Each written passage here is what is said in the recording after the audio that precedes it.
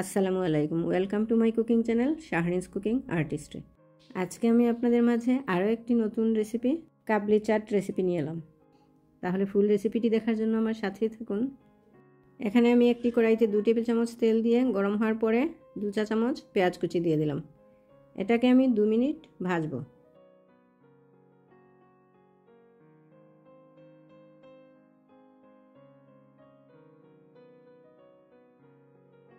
এখন দিয়ে দিচ্ছি 1 টেবিল চামচ পেঁয়াজ বাটা ও 1 চা চামচ আদা বাটা দিয়ে এটাকে আমি আরও 2 মিনিট কষাবো। এখন দিয়ে দিচ্ছি স্বাদ মতো লবণ, 1 চিমটি হলুদ গুঁড়ো, হাফ চা চামচ লাল মরিচের গুঁড়ো, হাফ চা চামচ জিরে গুঁড়ো, হাফ চা চামচ ধনে গুঁড়ো। এখন আমি দিয়ে দিচ্ছি সামান্য পানি।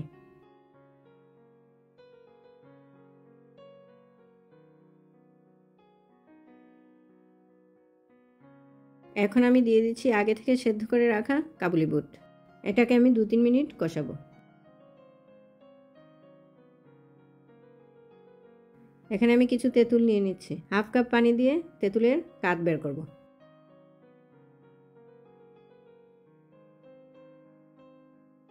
বিচিগুলো ফেলে দিচ্ছি। এতে দিয়ে দিচ্ছি 1 টেবিল চামচ কর্নফ্লাওয়ার দিয়ে ভালো করে আমি এটাকে গুলে নেব।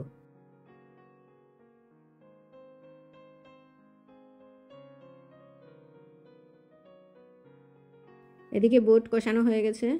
এখন আমি এতে 1.5 কাপ পানি দিয়ে দিচ্ছি।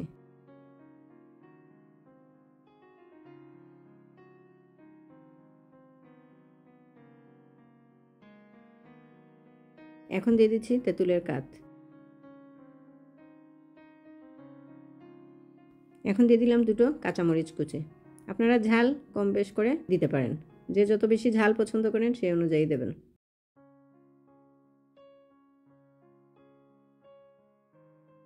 এখন দিয়ে দিচ্ছি 1 চা চামচ চাট মশলা পাউডার। বুটটা রেডি হয়ে গেছে। এখন আমি একটি সার্ভিং ডিশে এটাকে সার্ভ করে নেব। এর মধ্যে দিয়ে দিচ্ছি আমি কিছু সিঙ্গারা। এগুলোকে আমি একটু ভেঙে ছোট্ট টুকরা করে দিব।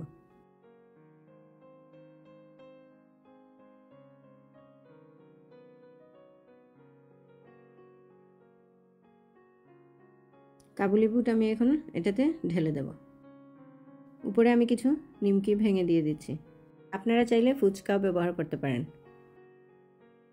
এখন দিয়ে দিচ্ছি কিছু ধনে পাতা কুচি। আরও 2টো সিঙ্গারা ভেঙে আমি উপরে দিয়ে দিচ্ছি। এখন দিয়ে দিচ্ছি সেদ্ধ আলু।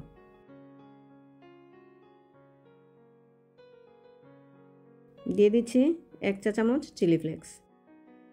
এখন দিচ্ছি হাফ চা চামচ চাট মশলা পাউডার। রেসিপিটি যদি আপনাদের ভালো লেগে থাকে তাহলে একটা লাইক ও সাবস্ক্রাইব করতে ভুলবেন না প্লিজ। আর ফেসবুক থেকে যদি দেখে থাকেন তাহলে একটা লাইক ও ফলো দিয়ে আমার সাথে থাকবেন। এতক্ষণ যারা আমার সাথে ছিলেন তাদেরকে অসংখ্য ধন্যবাদ।